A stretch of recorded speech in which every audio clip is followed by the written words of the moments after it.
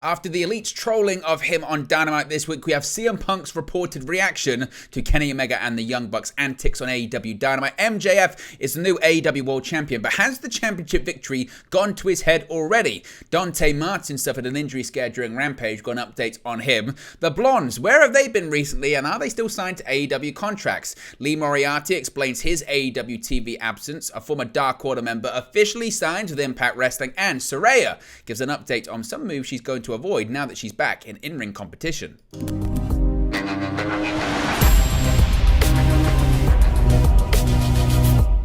Hey guys, welcome back to Wrestling News 365. Hope everyone is doing very well. And to my United States viewers, happy Thanksgiving for yesterday. Hope you're having a great Black Friday. And let's get straight into today's AEW news. Starting off with, you've got to talk about him, that being former two-time AEW World Champion CM Punk, and the reaction to the Elite's trolling in Chicago on Dynamite on Wednesday night. The Elite's return to wrestling has certainly been met with an interesting reaction, of course, so far, being beloved at the Full Gear pay-per-view last Saturday, while they were met with a less warm reaction on Dynamite on Wednesday in Chicago. Chants of CM Punk were only fired up even more by Kenny Omega and the Young Bucks after they decided to troll the former two-time AEW World Champion throughout their match against Death Triangle. According to Dave Meltzer on a recent episode of Wrestling Observer Radio, people close to CM Punk were not happy with what happened in the encounter. The match saw Omega bite the arm of Pac, which was a clear nod to the fact that he was bitten by former AEW producer Ace Steel during the infamous post-All-Out Brawl. On top of that, Matt Jackson also went for the Buckshot Lariat, which is Hangman Adam Page's signature move, but he botched the move, which seemed to be about Punk messing up the move previously, not once but twice, during their AEW World Championship encounter earlier this year at Double or Nothing. The six-man tag team match also featured Omega hitting Punk's finisher, the GTS, which is why it is unsurprising that people close to Punk reportedly weren't impressed by how things went down. The fact that the Elite openly made so many references to him has sparked a debate amongst fans, with some believing this is a clear sign that Punk will be returning when he is healthy, while others think it's the complete opposite. The status of Punk in AEW is unknown at this point, with AEW President Tony Khan refusing to comment on the situation outside of praising the contributions that Punk made in-ring for his company. There have been claims that AEW is working on a buyout of Punk's contract, which would bring to an end his spell with All Elite Wrestling, but that remains to be seen. Meanwhile, in terms of the match itself, the Elite were defeated by Death Triangle again on Wednesday night, meaning they are 2-0 down in their best of 7 series. Now, the fallout to this continues with Kenny Omega actually addressing why he used the GTS on Dynamite and who he was referring to when he did it. The Elite and Death Triangle, of course, as I mentioned, battled it out in the second match of the Trios Championship best of 7 series on the November 23 edition of Dynamite. As previously reported just a second ago, people in Punk's camp were not exactly happy with a few spots in the match, and no wonder. The match took place in Punk's hometown of Chicago and featured some interesting taunts. As I mentioned, the match saw Omega using CM Punk's finisher, the GTS, or the GTS, or the G2S, as some prefer to call it. Japanese wrestling veteran Kenta noticeably used the G2S before CM Punk adopted the move. In the past, Kenta has been vocal of his disapproval of CM Punk using the move. Following this week's Dynamite, Omega took to Twitter to thank Kenta for the move and referenced their time as part of the Bullet Club. Omega wrote, quote, "Thank you, Kenta. Always a good brother. Bullet Club for life. Am I right?"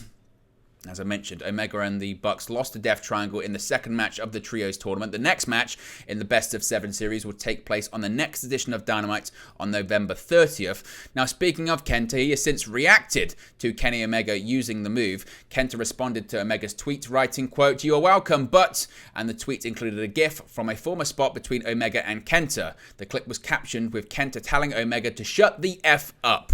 So Kenta saying, "You're welcome, but at the same time, shut up." Now, he's not the only person who's spoken about CM Punk returning or possibly CM Punk exiting AEW this week. Former Pinnacle member Sean Spears has shared his thoughts on the situation involving CM Punk after the infamous AEW All Out Media Scrum. During a virtual signing with K&S WrestleFest, Sean Spears shared his take on the situation. He said, quote, "It's sad. Overall sad. That's what I think. It's sad. I wish it didn't happen. That's the other thing too. I wasn't there. Most things do happen publicly, but I wasn't there. I don't have any first-hand knowledge. And he's not necessarily wrong. It certainly is a sad situation. And it's a situation, though, as we spoke about yesterday. We did a video yesterday given the fallout of AEW Dynamite. And my one question now is, and it is true to an extent of, is it a work?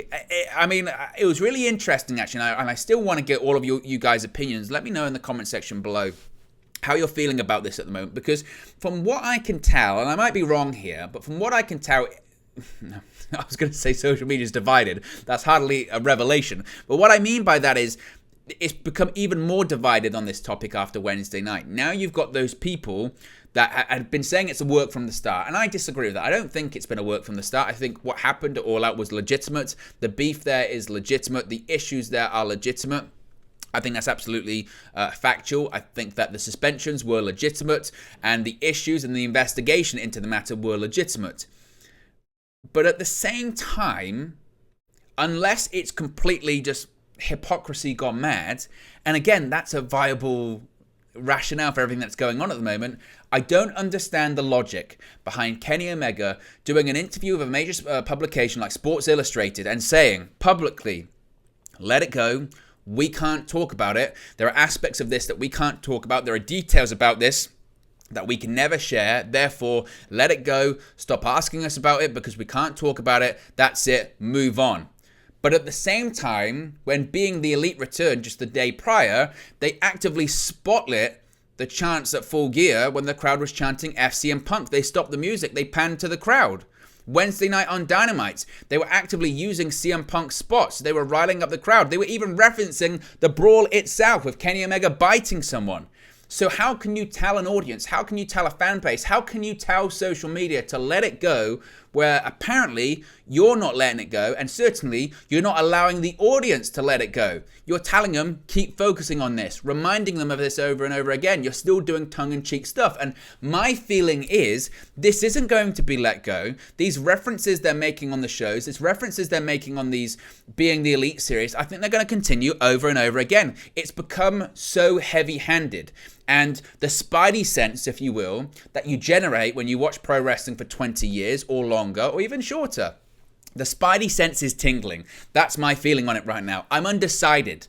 I don't know if this is a work. I don't know if it's a shoot. I don't know if it's the Young Bucks and Kenny Omega just leaning into a negative reaction from the crowd. I don't know if it's them just doing tongue-in-cheek and being trolls because that's what they do anyway. They are very childish in that aspect and they care a lot about social media and what social media thinks about them. I don't know if it's a case of, well, actually, they've decided, CM Punk and Tony Khan and the Elite have somehow managed to put their issues to one side and they've realized this angle, if they pull it off correctly, or this shoot, if they turned it into an angle, it could be one of the most profitable and money-making and attention-drawing angles in AEW history, certainly one of the biggest angles in recent pro wrestling history because it's generated a lot of buzz, because it was something that was real and they can turn it into a storyline. To my point, it's become so heavy-handed. And when stuff starts to become heavy-handed, when the references are so clear and transparent for the world to see, the spidey sense goes off and you say to yourself, something's going on here. Now, at the same time, you would say, well, why is Meltzer reporting that people close to CM Punk aren't happy? Well, because those people close to Punk might just say he's unhappy. Meltzer runs with it. CM Punk could be working everyone close to him and say, I'm not happy about this, I'm furious about this. MJF did something very similar. During his time away, nobody knew what was going on because he didn't talk to anybody. He didn't let anyone know what was going on. So when stuff did come out, we were still cognizant, is it a work? Isn't it? Was it a shoot? What's going on? And at the same time, once again, that was a shoot situation with MJF. His grievances, his unhappiness with AEW got turned into a work. And he eventually, Tony Khan, gave MJF what he wanted. So don't rule it out now. Previously, I was like, no, you rule it out. It's not happening. It's a shoot. Punk's leaving, whatever. But at the same time, I did say at that period of time, the fact that Punk's injured is probably a good thing for him because that gives him and AEW time. It gives them time to figure things out, get a plan together, and work out how they want to approach this and if they can smooth things out. And I'm not saying they're smoothed out. We'll have to wait and see as to what's going on. But frankly, my spidey sense, as I mentioned, is tingling. That's all I can really say at the moment. Let's talk about MJF. Speaking of MJF, of course, he's the new AEW World Champion. And a close source to MJF has revealed that the AEW World Championship title has gone to the Devil's Head. Maxwell Jacob Friedman, of course, was too good to show up at Dynamite this week in Chicago, leaving William Regal to address the crowd in his place. Of course, he was actually shooting scenes for his role in the upcoming Iron Claw movie based on Kevin Von Erich and the Von Erich family. Since winning the title from Jon Moxley at Full Gear, MJF has remained in the headlines, entering in a war of words with UFC fighters Paddy Pimblett and Conor McGregor. MJF's wife-to-be, Naomi Rosenblum, recently shared just how far MJF has taken his newly acquired title and status. She said, quote, "Max hasn't taken off the belt since getting off the jet, and whenever I talk to him, he tells me to call him the champion of the world. Not thankful for this." So, seemingly, the title victory has gone to his head. Of course, this is all very much in jest. But MJF being back on Dynamite, he'll be there next week. And again, I thought they actually handled his absence fantastically this week. He didn't. It's wild because it was such a big victory, but realistically, he didn't need to be there because the story was Regal and Moxley. And the opening segment, again, if you haven't watched it on Dynamite this week, go and watch it because it was fantastic. So well done. Didn't need an interviewer. And again, words can't do it justice. It was just brilliant. Be sure to check it out. Now, there was concern about Dante Martin coming out of the Dynamite tapings on Wednesday. An AEW name has provided an update following a Rampage injury scare. Previously, it was reported that an AEW wrestler was seemingly injured during the taping of Rampage on November 23. That was Dante Martin. Top Flight challenged FTR for the Ring of Honor Tag Team Championships. And according to those in attendance, Dante Martin appeared to suffer an injury during the match. The Acclaim's Anthony Bowens has since provided an update. In a reply to several concerned fans, Bowens tweeted, quote, "He's fine, thankfully."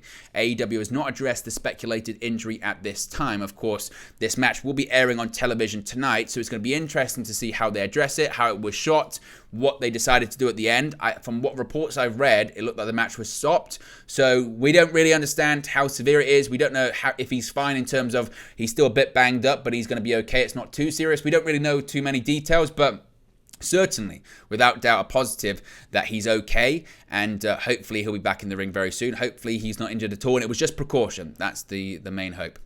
Speaking of tag teams, we have an update on the Blondes, and a member of an AEW tag team has revealed that they are signed to lucrative longer deals despite a lack of television time. The Blondes, formerly the Varsity Blondes, Brian Pillman Jr. and Griff Garrison, have been competing mostly on AEW Dark since signing in 2021.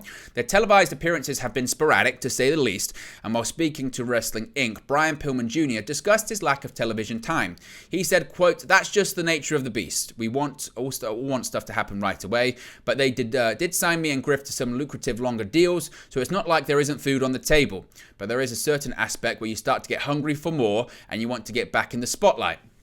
Pillman Jr. added that he still has a few more years left on his initial AEW contract. Despite his booking with AEW, Brian Pillman Jr. didn't seem to be bitter about his opportunities with the promotion. He said, quote, "And a lot of my work, I'm just starting to take more pride in it because no one else will for you. No one else is going to give you that push. You've got to kind of push yourself sometimes."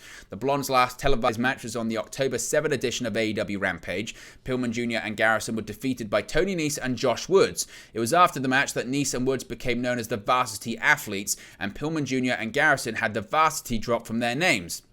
Their last Dynamite appearance was on the August 17 edition. The Blondes featured in a squash match against Austin and Colton Gunn of the Gun Club. Pillman Jr. was not tagged in the match, and the Blondes were defeated in just 30 seconds.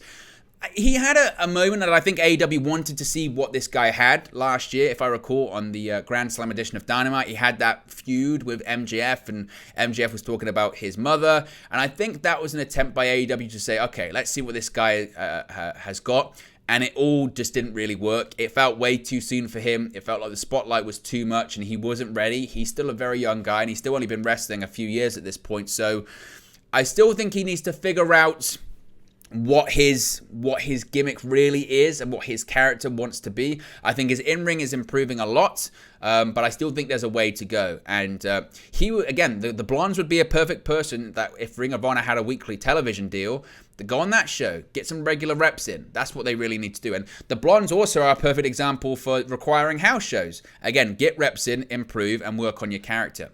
Lee Moriarty is a name we haven't seen too much this year. AEW star Lee Moriarty has explained the reasons for his recent TV absence. Moriarty made his AEW debut during an episode of Dark in August of last year and signed with the promotion shortly thereafter. After facing his former mentor Matt Sydal during AEW Rampage on July 29, Stokely Hathaway handed Lee Moriarty a business card. After the segment, Moriarty was not seen on Rampage for over a month, returning during All Out as a member of the firm, before making his in-ring comeback as an entrant in the Battle Royale at Rampage Grand Slam.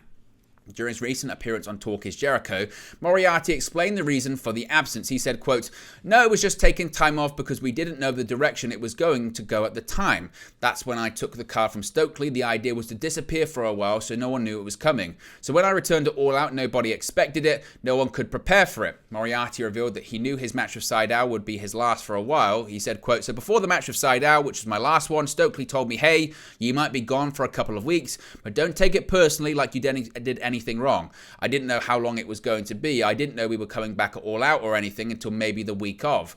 During his absence, Moriarty built suspense around his return by staying away from social media and the independent circuit. After several weeks of waiting, Moriarty received a text instructing him to come to All Out with dyed hair, black pants, gloves, and a mask.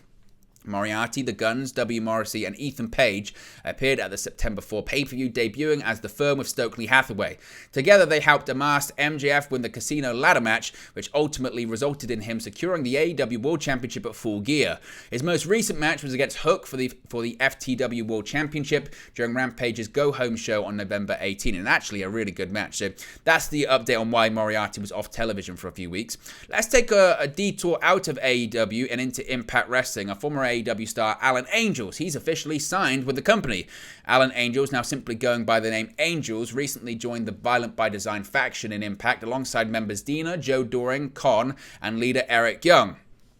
Angels recently took part in an interview with Paltrocast, where he announced he was officially signed to the company. Of course, he's best known for his time in AEW, where he performed under a mask as number 5, or V, of the Dark Order faction.